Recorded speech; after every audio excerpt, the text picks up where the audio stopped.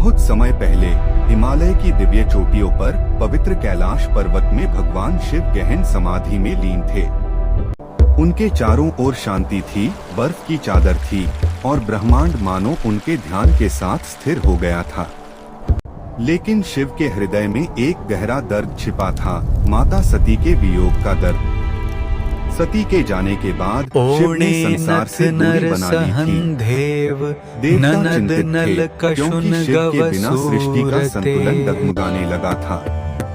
उधर हिमालय राज के महल में एक दिव्य कन्या ने जन्म लिया, माता पार्वती। जन्म लेते ही ऋषियों ने कहा, यह कन्या कोई साधारण आत्मा नहीं, यह स्वयं शक्ति का अवतार है। बचपन से ही पार्वती के मन में केवल एक नाम बसता था, महादेव। जब भी वह पहाड़ों पर जाती, बर्फ की चोटियों को देखकर उनके मन में शिव के प्रति श्रद्धा और प्रेम जाग उठता। एक दिन देवर्षि नारद हिमालय राज के महल पहुंचे।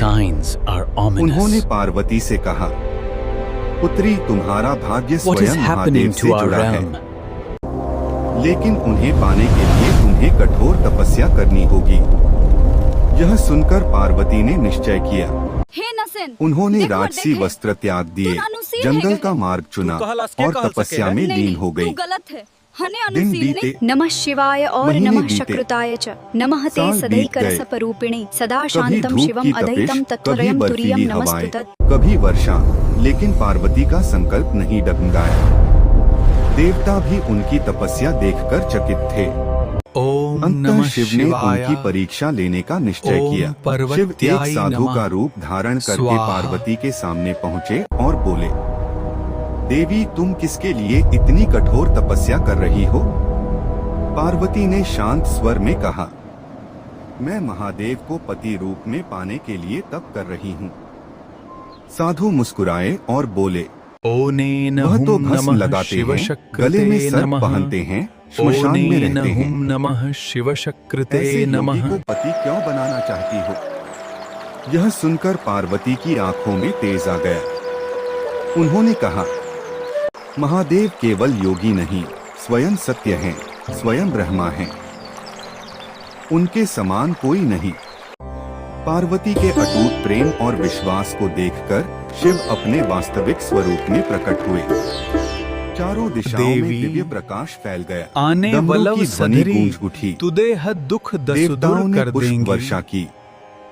शिव बोले, देवी देवी, पार्वती, तुम्हारा प्रेम तब से भी महान है। देवेश्वर देव हैं, आज से तुम केवल मेरी शक्ति नहीं, मेरे अस्तित्व का आधा भाग हो। मत कियो। महाराज, इसके बाद पूरे ब्रह्मांड ने सबसे दिव्य विवाह देखा, शिव और पार्वती का विवाह।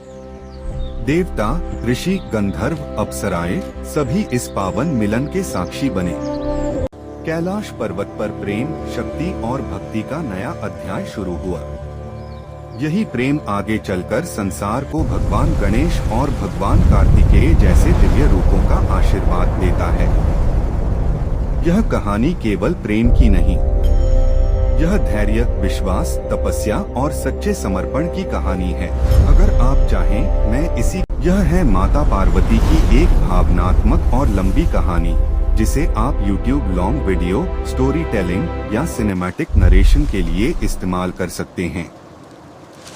माता पार्वती की अमर कथा, तप, प्रेम और शक्ति की कहानी। बहुत समय पहले, जब हिमालय की चोटियां बर्फ से ढकी रहती थीं और ऋषि मुनि गहरी तपस्या में लीन रहते थे, उसी पवित्र भूमि पर राजा हिमवान और रानी मेना के महल में एक दिव्य कन्या का जन्म हुआ। जन्म के समय पूरा महल दिव्य प्रकाश से भर गया। आकाश से फूल बरसने लगे, देवताओं ने शंखनाद किया और ऋषियों ने घोषणा की, यह कोई साधारण कन्या नहीं, यह स्वयं आदिशक्ति का अवतार है।